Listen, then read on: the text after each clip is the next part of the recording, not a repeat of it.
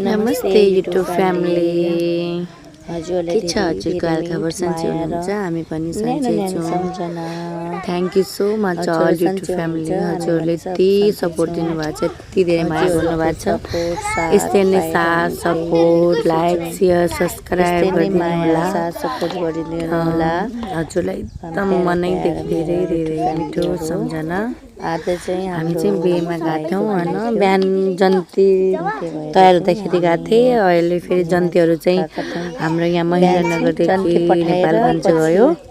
अब चाहिँ अहिले घरमा चाहिँ कोही छैनन्, थोरै थोरै मान्छे छन्। अनि अहिले त बाटोमा एउटा मान्छे पनि खाना पकाउने मान्छेहरू त अरू आएको छन्।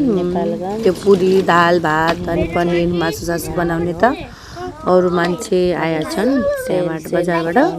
अनि सेलहरू पकाउने चाहिँ गाउँघरकै हाम्रो आन्टी ठुमम्मी भाउजू फुपूहरू भनौँ न, हाम्रो घर गाउँको इष्टमित्र नै मिलेर बनाउँछन् सबैले। अनि त्यही भएर मैले पनि अब जाने बेला कोही थिएन के बाटोमा, त्यही भएर भिडियो बनाउने मन लागेको भन।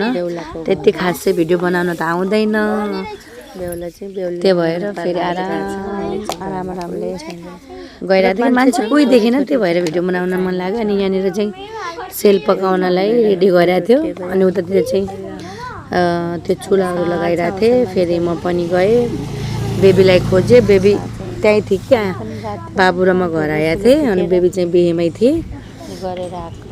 अब यतातिर चाहिँ खाना राख्ने टेन्टमा, अनि यता चाहिँ पुरा टेबल सेबुल लगाउँछन्। अहिले त कोही छैन, त्यही भएर त्यस्तै राखेको छ। यतातिर चाहिँ खानाको लागि गेट, अहिले घरको गेट हो। अनि बच्चाहरू चाहिँ उता पछाडि लुकेको थिएँ। अनि त्यहाँ फेरि मैले बेबीलाई बोलाएँ, फेरि बच्चाहरू आएँ। यता डान्सहरू गर्नुको लागि हो स्टेज। अनि फेरि त्यहाँ मैले हाम्रो ठुलो मम्मी र मैले त्यो चामलको पिठो पानी हालेर त्यो मुछेर आएको। म चाहिँ घरमा छु, अब साँझतिर जान्छु, फेरि हजुरहरूलाई पनि देखाउँछु। हस्, धन्यवाद। Miss you all family.